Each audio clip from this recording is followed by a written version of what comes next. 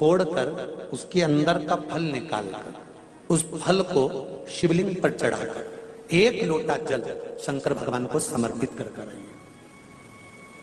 दिन होना चाहिए मंगलवार का। कौन सा दिन होना चाहिए?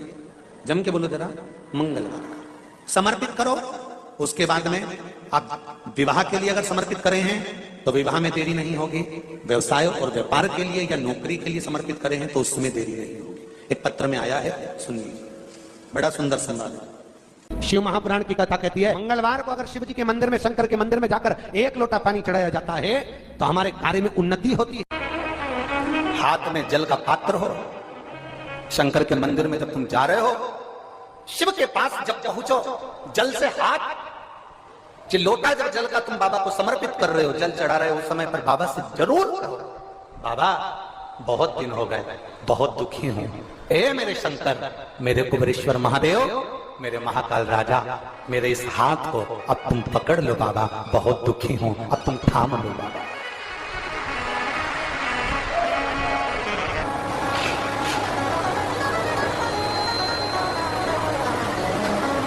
शिव महापुराण की कथा यहां तक कहती है कि यदि आप कोई मंत्र, साधना, व्रत, उपास कुछ भी नहीं जानते तो बेलपत्री के वृक्ष के नीचे एक लोटा जल चढ़ाओ, प्रदोष की प्रदोष एक घी का दीप लगाओ और बेलपत्र के वृक्ष के नीचे की मिट्टी का ही तिलक लगाओ।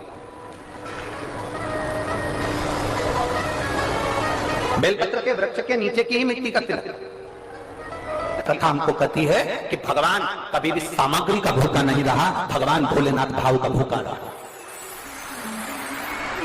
भगवान शंकर को रिझाने के लिए सामग्री की जरूरत नहीं है। कोई चीज तुम पशुपति व्रत करने के लिए गई हो, थोड़ा सामान तुम्हारा घर पर छूट गया, मान लो तुम्हारा कंकु, रोली, मोली, चंदन, हल्दी कुछ घर पर छूट गया, बस एक चीज ना छूटे, जो 6 दिए हैं वो और प्रसाद के 3 हिस्से। जो प्रसाद तुम लेकर जा रहे हो उसके 3 हिस्से करने का सामान वो छूटना नहीं चाहिए। बाकी का तुम्हारी मोली घर पर छूट गई, रोली घर पर छूट गई, चंदन घर पर छूट गया, अगर तगर घर पर छूट गया, कपूर घर पर छूट गया, लोटा पानी का घर पर छूट गया, कोई सामान तुम्हारा घर पर छूट गया, चल जाएगा, बिल्कुल चलेगा। तुम उसमें चिंता मत करना कि मेरी थाली में ये नहीं।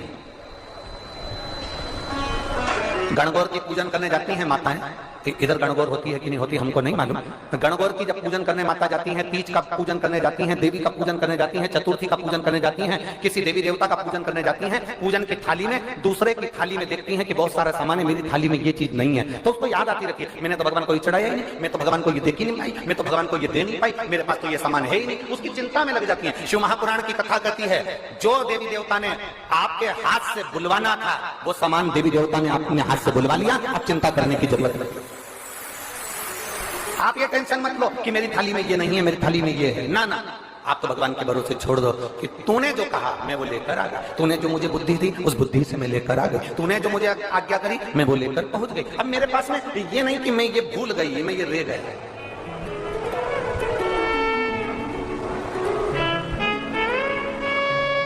महाराज कोई व्यापार नहीं चलता हो, दिक्कत आ रही हो, हनुमान जी के दूसरे नंबर का भाई गतिमान का स्मरण करो, हनुमान जी के उल्टे पांव का सिंदूर लाकर गतिमान का नाम लेकर स्वस्तिक बना दिया जाए व्यापार वाली जगह पर, तो व्यापार अच्छा चलने लगता है। महाराज कोई व्यक्ति पैसा खा गया, नहीं दे रहा, बहुत परेशान हो गए, मांग मांग कर दे गए, नहीं दे रहा, हाथ जोड़ लिया, पांव जोड़ लिया, सब कुछ कर लिया, नहीं दे रहा, तो हनुमान जी के तीसरे नंबर का भाई रतिमान, रतिमान, गतिमान, रतिमान, रतिमान का नाम लीजिए, पीपल के पत्ते पर लाल सिंदूर से जो व्यक्ति पैसा लेकर गया उसका नाम लेकर बहते हुए पानी में अपनी कामना करके रतिमान का नाम लेकर छोड़ दीजिए। 15 दिन में रतिमान ऐसी उतावली मानक मचाता है कि उसको हाथ जोड़कर वो खुद फोन लगाकर बोलता है, मैं पैसा लुटा दूंगा।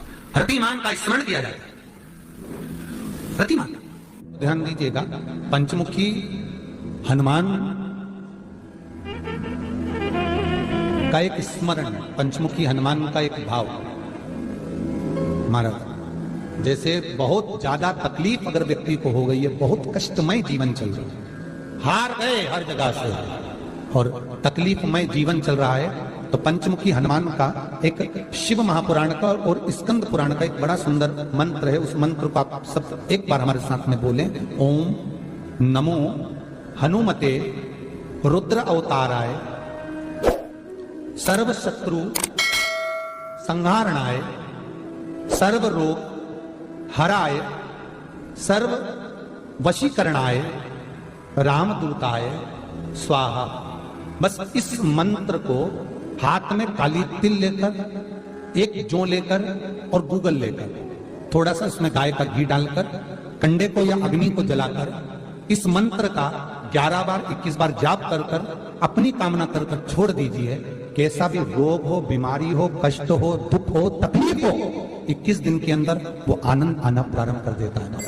इस मंत्र, स्कंद पुराण का, शिव महापुराण का यह मंत्र मूल पंचमुखी हनुमान सुख देते। और एक और चीज याद रखिए महाराज, यदि कोई काम के लिए जा रहे हो, कोई व्यापार के लिए जा रहे हो या नौकरी करने के लिए जा रहे हो और लगी नहीं गई, बहुत तकलीफ पा रहे हो, सर्विस ही नहीं लग रही, बहुत कष्टमय हो गया, तो निवेदन करूंगा 5 पीपल के पत्ते पर बेसन के 5 लड्डू घर में बने हुए, गाय के घी के 5 लड्डू रख लो, उस लड्डू के बीचों बीच एक आटे का दिया और उसमें तिल्ली का तेल डालकर इसी मंत्र का प्रयोग कर कर पंचमुखी हनुमान का किसी भी हनुमान के मंदिर में जाकर, दक्षिण मुखी हनुमान के मंदिर में जाकर उसको रख कर आ जाइए। इसके बाद आप उस काम के लिए जाइए, आपका काम सफल हो जाएगा। आपको किसी को नहीं कहना पड़ेगा कि हाथ जोड़ना नहीं पड़ेगा, किसी के पांव नहीं पड़ना पड़ेंगे, तुरंत काम है। बस इस मंत्र का स्मरण कर कर पंचमुखी हनुमान का भूतेश्वर जो मंत्र है वो सुख देने वाला। पूरी दुनिया का कोहिनूर हीरा है संस्कार, हमारी सभ्यता, हमारी वृत्ति। माता पिता कितने अरमान से पढ़ाते लिखाते हैं। 20 वर्ष तक माता पिता पढ़ा लिखा कर बेटे को राम बनाने की चेष्टा करते हैं। कितने वर्ष तक? 20 वर्ष तक। और 20 दिन की कुसंगति बेटे को रावण बना देती है। वो 20 वर्ष पर पानी फिर गया।